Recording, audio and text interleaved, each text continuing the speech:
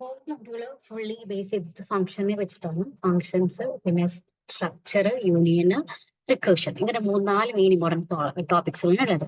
നമുക്ക് ആദ്യം എന്താ മോഡുലർ പ്രോഗ്രാമിംഗ് മനസ്സിലാക്കാം. നമ്മളൊരു സോഫ്റ്റ്വെയർ ഡിസൈൻ അല്ലെങ്കിൽ സോഫ്റ്റ്വെയർ ഡിസൈൻ ടെക്നിക്കിനെ നമ്മൾ ചെറിയ ചെറിയ ഒരു പ്രോഗ്രാമിനെ നമ്മൾ സ്മോൾ സ്മോൾ പീസസ് ആയിട്ട് കൺവേർട്ട് ചെയ്യുകയാണെങ്കിൽ, ഓരോ കുഞ്ഞു കുഞ്ഞു യൂണിറ്റ്സുകളായിട്ട് കൺവേർട്ട് ചെയ്യേണ്ട ആ യൂണിറ്റ്സ് നമ്മൾ മോഡ്യൂൾസ് എന്ന് വിളിക്കും. ആ ഒരു പ്രോസസ്സിനെ നമ്മൾ മോഡുലർ പ്രോഗ്രാമിംഗ് എന്ന് വിളിക്കും. ഓക്കെ, ബേസിക്കലി ഇത് ഇൻഡിപെൻഡന്റ് ആയിട്ടുള്ള ഒരു യൂണിറ്റ്സ് ആയിരിക്കും, but they will have A relationship with each other.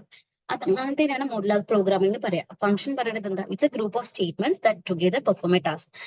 കൂട്ടത്തോടെ നിന്ന് ചെയ്യുന്ന ഒരു ടാസ്ക് ആണ്, അല്ലെങ്കിൽ ഗ്രൂപ്പ് ഓഫ് സ്റ്റേറ്റ്മെന്റ്സ് കൂട്ടത്തോടെ നിന്ന് ചെയ്ത് ഒരു പ്രോസസ്സ് കംപ്ലീറ്റ് ചെയ്യുന്നുണ്ടെങ്കിൽ നമുക്ക് അതിനെ ഫംഗ്ഷൻ എന്ന് വിളിക്കാം. ഒരു സി പ്രോഗ്രാം അറ്റ്ലീസ്റ്റ് ഒരു ഫംഗ്ഷനിങ് ഉണ്ടാവും. അതിന്റെ പേര് മെയിൻ ഫംഗ്ഷൻ എന്നാണ്. ഞാൻ പറഞ്ഞിട്ടായിരുന്നു സ്റ്റാർട്ടിംഗ് പോയിന്റ് എപ്പോഴും എവിടുന്നാണ്? മെയിൻ ഫംഗ്ഷൻ എന്നാണ്. അപ്പോൾ അറ്റ്ലീസ്റ്റ് ഒരു മെയിൻ ഫംഗ്ഷനെങ്കിലും ഒരു സി പ്രോഗ്രാമിൽ ഉണ്ടാവും. പലതരം ടൈപ്പ് ഫംഗ്ഷൻസ് ഉണ്ട്. User defined function and standard library functions. Standard library functions പറഞ്ഞപ്പോൾ നിങ്ങൾ പ്രിന്റ് എഫ്, സ്കാൻ എഫ്, നിങ്ങൾ ഒരിക്കലും നിങ്ങൾ ചിന്തിച്ചിട്ടുണ്ടോ എന്ന് എനിക്കറിയില്ല. അപ്പോൾ അത് പ്രിന്റ് ഫംഗ്ഷൻ ആണ്, സ്കാൻ എഫ് ഫംഗ്ഷൻ ആണെന്നൊക്കെ പറയുമ്പോൾ നിങ്ങൾ എന്താ ഫംഗ്ഷൻ ഇതുവരെ ചിന്തിച്ചിട്ടുണ്ടാവില്ല. ഉദ്ദേശിക്കുന്നത് എന്താ വെച്ചാൽ ഓൾറെഡി എഴുതി വെച്ചിട്ടുണ്ട്. നമ്മൾ അതുപോലെ ആ സിൻടാക്സ് പോലെ ഫോളോ ചെയ്ത് കഴിഞ്ഞാൽ ഓട്ടോമാറ്റിക്കലി ആ പരിപാടി നടക്കും. അതായത് നമ്മൾ കോൾ ചെയ്യാണ് ചെയ്യുന്നത്. അപ്പോൾ ഒരു ഓൾറെഡി ഉണ്ടാക്കി വെച്ച സ്റ്റാൻഡേർഡ് ആയിട്ടുള്ള ഉണ്ടാക്കി വെച്ച ലൈബ്രറി ഫംഗ്ഷൻസുകളെയാണ് നമ്മൾ സ്റ്റാൻഡേർഡ് ലൈബ്രറി ഫംഗ്ഷൻ എന്ന് പറയാം. അതിൽ നമുക്ക് പ്രിന്റ് എഫ് ഉണ്ട്, സ്കാൻ എഫ് ഉണ്ട്, square root, S Q R T ഉണ്ട്.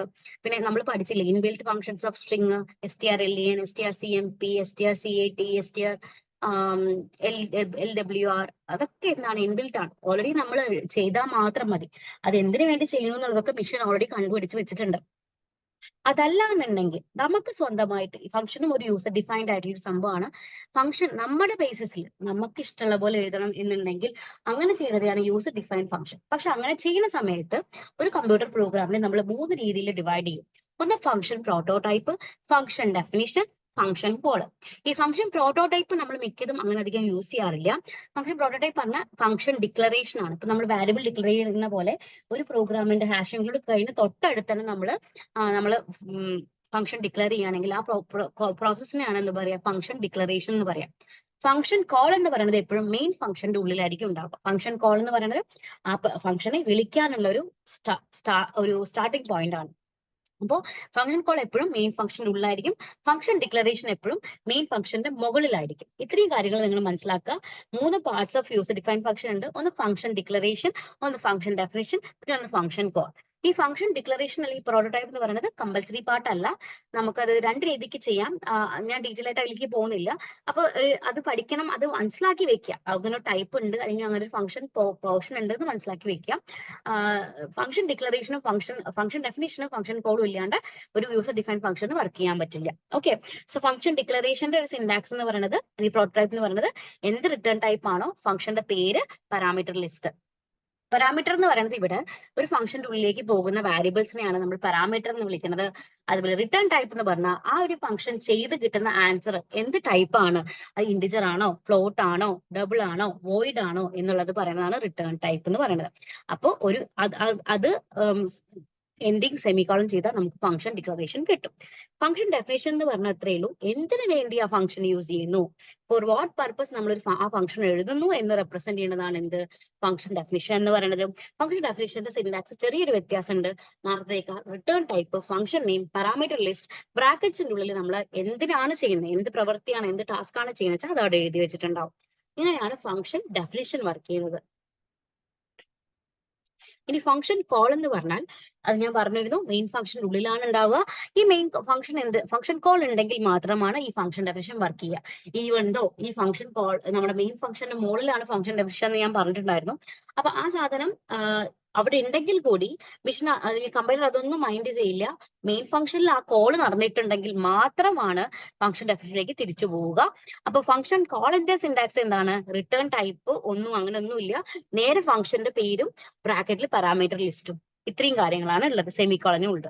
ഇങ്ങനെയാണ് ഒരു ഫംഗ്ഷന്റെ 3 parts. User define function, function call, function definition, function prototype. Prototype എന്ന് പറഞ്ഞാൽ ഡിക്ലറേഷൻ ആണ്. ഡെഫിനിഷൻ എന്ന് പറഞ്ഞാൽ ഒരു ഫംഗ്ഷൻ എന്താണ് ചെയ്യേണ്ടത് എന്ന് പറഞ്ഞു കൊടുക്കുന്ന ഏരിയ ആണ്. ഫംഗ്ഷൻ കോൾ എന്ന് പറഞ്ഞാൽ ആ ഫംഗ്ഷനെ, ആ ടാസ്കിനെ വിളിക്കുന്ന പ്രോസസ്സാണ് ഫംഗ്ഷൻ കോൾ എന്ന് പറയുന്നത്. ഒരു പ്രോഗ്രാമിൽ അറ്റ്ലീസ്റ്റ് ഫംഗ്ഷൻ ഡെഫിനിഷനും ഫംഗ്ഷൻ കോളും ഉണ്ടെങ്കിൽ മാത്രമാണ് നമുക്ക് എന്ത് ചെയ്യാൻ പറ്റുള്ളൂ, ഒരു പ്രോഗ്രാമിൽ ഫംഗ്ഷൻ കറക്റ്റ് ആയിട്ട് വർക്ക് ചെയ്യുള്ളൂ. അപ്പൊ ഞാൻ ചെറിയൊരു എക്സാമ്പിൾ കാണിച്ചു തരാം. ഓക്കെ, ഹിയർ നിങ്ങൾക്ക് കാണാൻ പറ്റും ഹാഷ് ഇൻക്ലൂഡ് stdio.h കഴിഞ്ഞാൽ ഞാനൊരു ഫംഗ്ഷൻ എഴുതി വെച്ചിട്ടുണ്ട്. ഈ ഫംഗ്ഷന്റെ പേര് എന്താണ് നിങ്ങൾക്ക് കണ്ടാൽ മനസ്സിലാവും. ആഡ് എന്നാണ് ഫംഗ്ഷന്റെ പേര്. അതിന്റെ റിട്ടേൺ ടൈപ്പ് എന്താണ്, ഇന്റിജർ ആണ്. അതിൽ 3 പാരാമീറ്റേഴ്സ് ഉണ്ട്, അങ്ങനെ പറയാം, എ ബി സി. എന്തുകൊണ്ടാ, ഈ ബ്രാക്കറ്റിന്റെ ഉള്ളിൽ എഴുതുന്ന എന്തും എന്താണ്, പാരാമീറ്റർ ആണ്. അപ്പോൾ 3 പാരാമീറ്റേഴ്സ് ഉണ്ട്, A comma B comma C. ഇനി അതിൽ എന്തൊക്കെ പരിപാടി നടത്തുന്നുണ്ട് നമ്മളത് മൈൻഡ് ചെയ്യുന്നില്ല. നമ്മൾ ഒരു മെഷീനെ സംബന്ധിച്ചോളം 3 മുതൽ 7 വരെ എഴുതിയ ഒരു ലൈനും എക്സിക്യൂട്ട് ചെയ്യില്ല, വിളിച്ചാൽ മാത്രമേ പണിയെടുക്കുള്ളൂ. അപ്പൊ 2 കഴിഞ്ഞ നേരെ കമ്പ്യൂട്ടർ ചാടി എങ്ങടായിരിക്കും, 8ാമത്തെ ലൈനിലേക്കായിരിക്കും. 8ാമത്തെ ലൈൻ കഴിഞ്ഞ് ഉള്ളിൽ കയറി എക്സിന് 10, വൈന് 20, സെറ്റിന് 30 കൊടുത്തു. ഈ 3 വാല്യൂസുകളും നമ്മൾ എന്ത് ചെയ്യുന്നുണ്ട്, ആഡ് എന്ന് പറഞ്ഞ ഒരു ഫംഗ്ഷനിലേക്ക് കോൾ ചെയ്യുന്നുണ്ട്. ഓക്കെ, അപ്പോ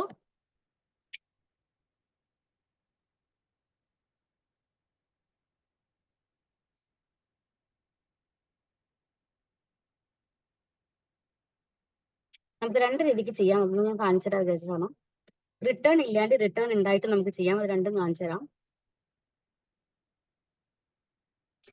റിട്ടേൺ ഇല്ല എന്നുണ്ടെങ്കിൽ, നമുക്കൊന്നും തിരിച്ച് കിട്ടാനില്ല എന്നുണ്ടെങ്കിൽ നമ്മൾ ഇതിനെ വോയിഡ് എന്നാക്കും. ഓക്കെ, വോയിഡ് എന്നാക്കും, വോയിഡ് ആഡ് എന്നാക്കി. അപ്പൊ നമുക്കൊന്നും ഈ ഫംഗ്ഷൻ ഒന്നും തിരിച്ച് റിട്ടേൺ ചെയ്ത് കൊടുക്കണില്ല. ഓക്കെ,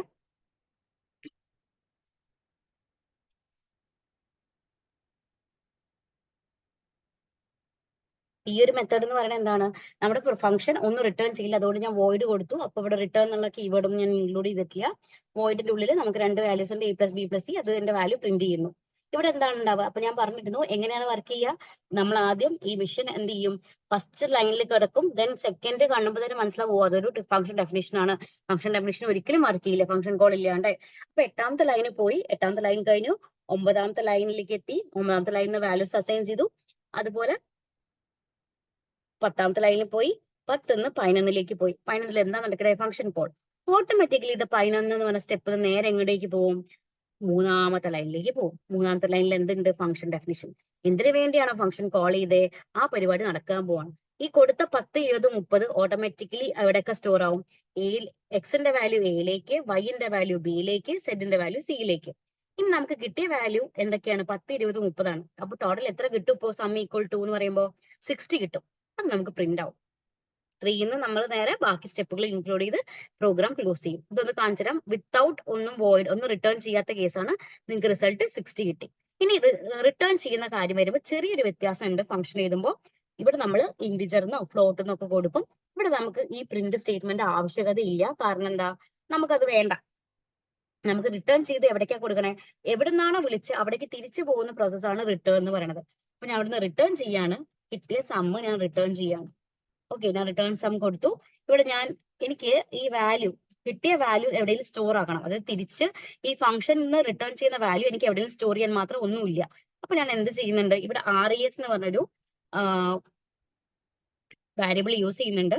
ആ വാരിയബിൾ യൂസ് ചെയ്തിട്ട് ഞാൻ ഈ വാല്യൂ എന്താണോ എനിക്ക് എന്റെ ഫംഗ്ഷൻ ഡെഫിനിഷൻ ആൻസർ ആയിട്ട് തിരിച്ച് കിട്ടിയത്, അത് ഞാൻ ഇതിലേക്ക് സ്റ്റോർ ചെയ്യാണ്. ഓക്കെ, അപ്പൊ RES equal to add x, y, z. അപ്പൊ എന്താ ഉണ്ടാവുക, ഇതിലും സെയിം പ്രോസസ് ആണ്. ആദ്യം 1 കഴിഞ്ഞ് 2ാമത്തെ സ്റ്റെപ്പ് കഴിഞ്ഞു. അത് കഴിഞ്ഞ് നേരെ 2ന്ന് നേരെ അങ്ങോട്ട് പോകും. 8, 9, 10, 11 വരെ പോകും. 11ൽ എന്തുണ്ട്, കോൾ ഉണ്ട്. നേരെ 3ലേക്ക് പോകും, 4 പോകും, 5 പോകും, 6 പോകും. 6 കഴിഞ്ഞ് 3 കഴിഞ്ഞ് 6 വരെ എത്തുമ്പോ തിരിച്ചെങ്ങോട്ട് എത്തും, തിരിച്ചെവിടേക്ക് എത്തും, എഗെയിൻ 11ാമത്തെ സ്റ്റെപ്പിലേക്ക് വരും. ബിക്കോസ് ഇത് റിട്ടേൺ ചെയ്യുന്നുണ്ട്. റിട്ടേൺ ചെയ്ത് പിന്നെ 12ാമത്തെ സ്റ്റെപ്പിലോട്ട് നമ്മുടെ പ്രോഗ്രാം ക്ലോസ് ആവും. ഇത് റൺ ചെയ്താലും നിങ്ങൾക്ക് കിട്ടുന്ന ആൻസർ സെയിം തന്നെ ആയിരിക്കും, 60. പക്ഷെ വ്യത്യാസം എന്താണ്, ഒരു എഴുതിയ ഡെഫിനേഷൻ, ഫംഗ്ഷൻ ഡെഫിനേഷനിൽ വാല്യൂ റിട്ടേൺ ചെയ്യുന്നുണ്ടായിരുന്നില്ല. പക്ഷെ ഇപ്പൊ ഇതിൽ നമ്മൾ വാല്യൂ റിട്ടേൺ ചെയ്യുന്നുണ്ട്. കാരണം ഇൻഡ് എന്നുള്ള കോൺസെപ്റ്റ് യൂസ് ചെയ്തുകൊണ്ട്, റിട്ടേൺ ടൈപ്പ് ഇൻഡ് ആയതുകൊണ്ട് നമ്മൾ റിട്ടേൺ ചെയ്യുന്നുണ്ട്. വോയിഡ് ആയിരുന്നെങ്കിൽ നമ്മൾ റിട്ടേൺ ചെയ്യില്ല. ഇങ്ങനെ 2 രീതിയിൽ നമുക്ക് ഫംഗ്ഷനെ നമുക്ക് റെപ്രസെന്റ് ചെയ്യാം. ഓക്കെ.